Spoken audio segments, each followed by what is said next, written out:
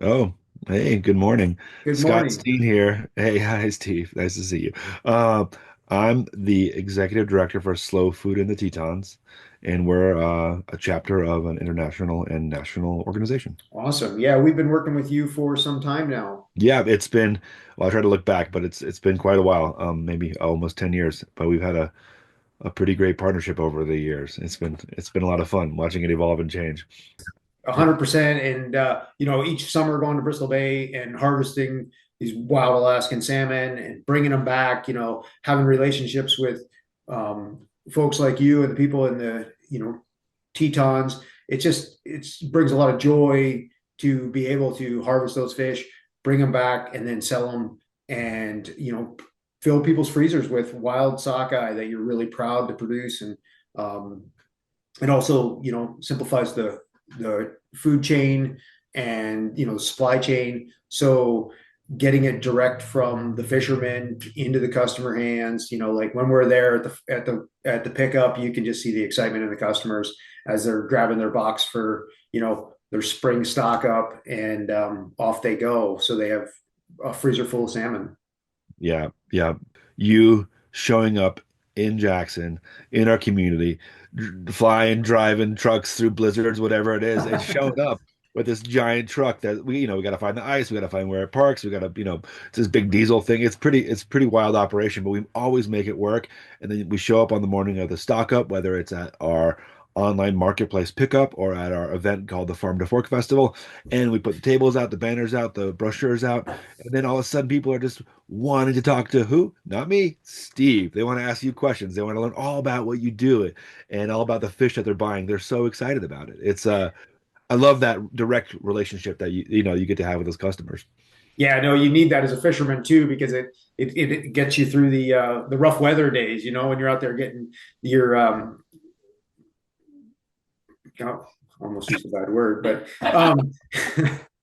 when you're out there taking the waves, but Yeah. you realize how important it is to the customer and how much they value the connection to the fisherman, it really makes it all worth it. So I think that's an integral part of our business, is having that one-on-one connection with the customers, being there at those pickups, and being able to give them recipes, ideas, just backstory on the fishing, how Bristol Bay is doing, how it's being managed, sustainability, traceability, all those factors. The customers really appreciate having a direct contact with someone that's fishing. So I think, your mission, our mission aligns perfectly at these buying clubs. So really glad to continue the work we're doing together. Yeah, it's true. And I've learned so much about what you do, Steve, over the years. I have a lot more to learn. And one of these days I might just get out there and see it in person. But having that beautiful connection between Jackson Hole, which is sort of at the epicenter of um, this ecological gem in the lower 48 with Yellowstone here and all the bison, and it's just like we're bison country, we're like mountain country, but having this deep connection with another community that also has um, this resource, this salmon resource that has a long history for thousands of years with indigenous folks. Like it's a such an important food source, similar to bison, but like learning about all that history all the way up to the most recent struggles in the last 10, 15, 5 years with the Pebble Mine, with all the Yeah. battles and all the work you've been doing with indigenous folks up there. It's just there's sort of like this community connection that's even though we're thousands of miles away, that's just it's there. It's the arteries of the water. I mean, I think about it as the Snake River and having salmon in it, and and then looking at Alaska, it's the last stronghold of wild salmon, and just like connecting that, and just like you said, the indigenous people. It's just such a fundamental fact in the history of man, of like salmon, natural resources, people coming together and eating. So it's just kind of, we're just doing fun work, just Yeah. good old sitting around a campfire eating. But you mentioned taking waves. Is fishing actually hard? Is fishing hard? I'm just Um, kidding. yeah, it could. You mentioned the good moments making the harder moments worth it, and I'm laughing because I don't know if I have the backbone to go out and do what you do. But I'd love to hear more about that if you don't mind. Like, what's it like Yeah, on the boat? Yeah, living on a boat for 40 days in southeast corner of the Bering Sea is definitely um, can have its challenges. But after, this is my 24th season commercial fishing, so we've seen a lot, but the boats are built for it, and the guys are built for it. The guys that show up are willing to work around the clock and harvest this underwater migration of fish that is just phenomenal to see and witness every year. And each year it's different. You got these big runs and medium-sized runs, and then sometimes they'll come down to the smaller runs. And just now having those years underneath my belt, like I can look back and see all that, and it really puts excitement into like what's coming next year. And then what does that run look like? And then it gets you thinking about like what does it look like in the future, and what does it look for our kids, Tommy and Ava, are 11 and 9, and it's like what does it look like for them, and how do we keep this thing going? And I think really it's a has a lot of things to do with sustainability, traceability, the biology, all these factors, and people working on food problems and to protect wild places, clean water. It's just really a lot of those things are near and dear to both of our hearts and important to our communities. And we're just feeding into that and making sure that we're doing the best we can to provide them proteins and Yeah, food yeah. sources to the local communities. And does it, to the best of your understanding, is this resource being managed in a way that that will allow it to continue to to have these natural amazing salmon runs every year, or is there a major threat right now, or where are we? Yeah, I mean, I think that's a great question. I think on the management side, the biologists, I mean, I've talked to a couple of the biologists every year. They're good friends of mine by now, since I talk to them every summer and ask them questions on, what the run looks like, what their thoughts are. They do an amazing job managing this resource. And, there's very few industries that you see come to a screeching halt for a couple of days because the numbers don't look correct or the management isn't proper. In most businesses, it just kind of rolls along. But, this year, there was the Naknek had a point. The Naknek River had a point where the escapement, the fish that they needed to come back for spawning, was a little bit short. So they shut us down for 3 days. So the whole fleet just sat there for 3 days. I mean, it'd just be like, hey, nobody's going to work for 3 days because air pollution is too high, right? Like that never really kind of happens anywhere else. So then the next couple tides of fish, they got caught back up, and the biologist like, all right, you guys can go fishing again. And so as hard as it is as a business to have that kind of tight management, it really provides for the comfort knowing that you're part of a sustainable fishery and the biologists have the right mindset and are focused on the right things. And that's truly important to me. Right. It does seem like you've built your entire life and your family around fishing, and then this notion that the resource will maybe be there in perpetuity. Who, like Yeah. Yeah, I think there's some long-term change happen. bigger, Yeah. ocean acidification, global warming. There's definitely some topics out there that we have not no control over, but like are much bigger. But the ones that we have control over on a year to year basis, I think the biologists are doing an amazing job. And I think the Bering Sea and Bristol Bay is that last stronghold of untouched country, which is why I migrate there every year and like just love it. So to me, we've got an opportunity here, and we need to do the best we can, and we need to kind of hold that gem up high and use that as a role model for all the other rivers and streams and fisheries to strive to be more like. Yeah. Yeah. It's beautiful. We really have to honor that. It's really beautiful that this fishery is still up there, and it's so pristine, and it's being managed so well. And Yeah.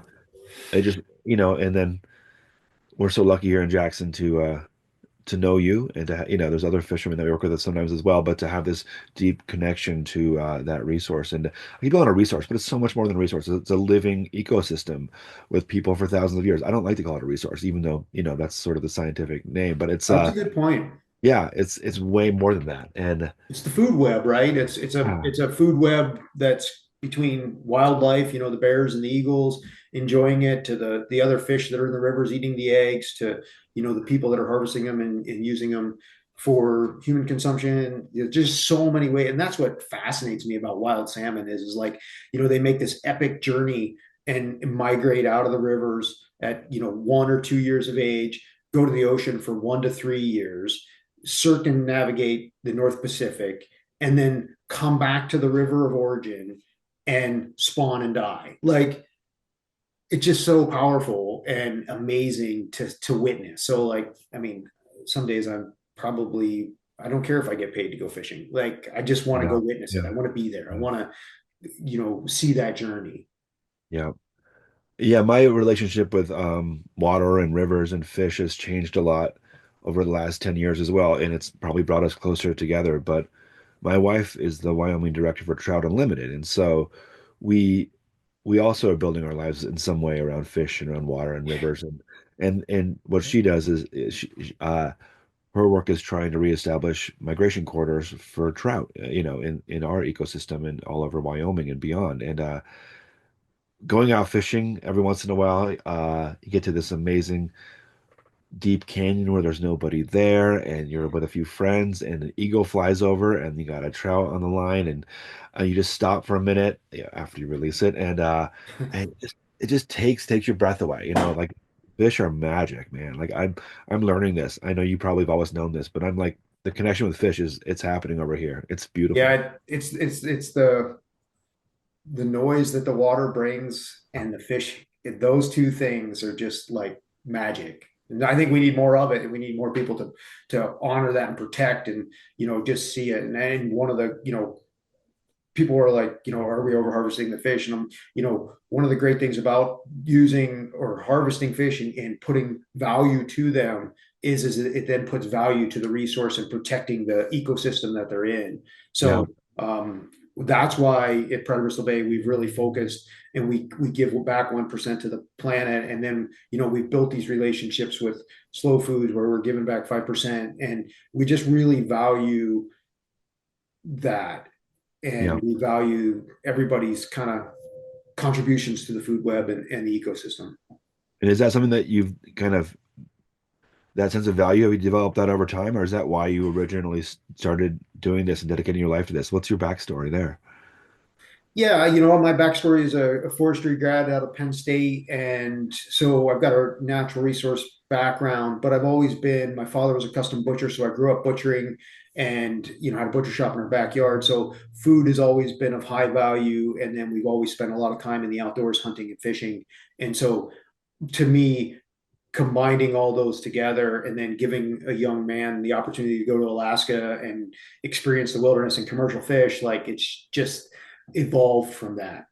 Okay. Yeah, that's amazing. Yeah, my backstory in getting involved with slow food is that for a number of years I helped run a summer camp. Imagine 350 boys between 9 and I don't know 13 years old, and I was I was running their outdoor program and their sustainability work. And so we had put out like 90 kids at a time into the Adirondacks, and on like 16 different canoe, rock climbing, and hiking trips over multiple days. And just watching that over time and watching the impact of kids on campsites, and that left an impression. But also being on those trips after like 1 or 2 or 3 days, young folks start to have a different experience. All of a sudden, something switches, and they realize that their actions actually impact the group because it's a small group and you're isolated.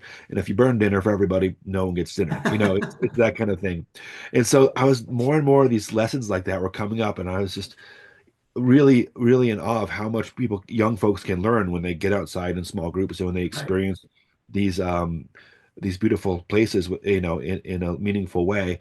And then got involved a little bit more with gardening because at the summer camp, because I wanted to see if I could bring that experience that was, it takes a lot of resources, and it's not every kiddo has the ability to go to a place like this and get outside and experience these natural places. So gardens are in the front country. And so I started trying to Interesting. understand how I could take some of this experience that I was like having with these young folks into the front country and grow food with them in gardens. So we started a small garden at this camp, and it was in the on the Hudson River, like it's on Lake Champlain, but it's in the breadbasket of this whole back to the earth food movement back, for a long time. And so there were small farms everywhere. And so over time, we this is a 100 and something year old camp, 130-year-old camp, and it used to always be just a full-on kitchen where the cooks were making food for everyone. And of course, it developed into kind of a heat and eat frozen food situation back in the 80s. And over time, we brought it back to a full-on kitchen with a kitchen staff using food from all the local and regional farms. And we transformed this thing back into using these farm resources. Anyway, that's my backstory. That's And yeah, and it was amazing to see the community connections, the understanding that kids were having in these gardens, farmers coming to visit, kids going to farms. Anyway, it had a lot. That's my backstory, and so I got into slow food because of that, and right. that's what took me off on this journey. No, I think yeah, a lot of people in the space have kind of similar, stories or realizations and the importance of community and food, and that's really what, I mean, that's what we come together on. And then, you throw the wilderness and wild fish and wild rivers in, and it's Yeah. just like that's what we're about. So super excited to be getting back to Jackson here on March 15th for the delivery of Yes. this year's buying club. So we'll see you in person then. And the buying club window opens February 1st and runs through March 2nd. Then it'll close, and then we'll get everything packed up for everybody and deliver it on the 15th. So we're looking forward to seeing you and your team there. I got to give a great shout out to the Slow Food team in Jackson, because those gals and guys there really do a great job. So I think they're such a role model in the industry, in the food scene. So really proud of what you guys have done. You inspire me to do more. So appreciate that. Oh, I feel it. Thank you so much, Steve, and we appreciate your team and your relentless support for what we're doing out here. And just you see it, you totally get it. I really appreciate that, and you're leading your team in such a from the heart and in such a passionate way that like there's a reason why you're finding success, and it's because I think it's because you're doing that. You're so real, and so we deeply appreciate that. And it sounds like we're kind of winding down a little bit, but I'd love to hear one salmon fun fact if you have one. My fun fact of salmon on this go round would be as the season progresses, the males, the bucks, right, as the males are known, get a big kite jaw. So this formation of the jaw, they get kiped, and then they get these kind of big eye teeth, or some people call them dog teeth. And so they, as they develop, like when you're shaking them out of the net, like they'll come flinging out and just like smack you right in the face. And it's like a little spear hitting you, and sometimes they'll actually stick. But so yeah, so it's like that. The fun fact is the change of salmon, as they kind of go from freshwater to saltwater and then back to freshwater, and then they go through this metamorphosis and turn colors and kind of get this mating ritual war dress on, and these big teeth kind of appear out of the top, and so they're always fun to see. Love it. Well, encourage everybody to take advantage of this amazing salmon stock up that's coming up, and we appreciate the 5% that Pride of Bristol Bay gives to Slow Food and the Tetons, but we even more appreciate this access that we have to super healthy, uh, sustainably sourced protein that's very affordable, honestly. And so, thank you so much for that. No, that's awesome. So we'll see you in a month and a half or so with 10-pound boxes of sockeye fillets and sockeye portions. So looking forward to it, Scott. Me too. It'll be fun to see you all, and can't wait for some more salmon in my freezer. All right. Well, thanks for joining me today, and we'll catch up soon. Thanks so much, y'all.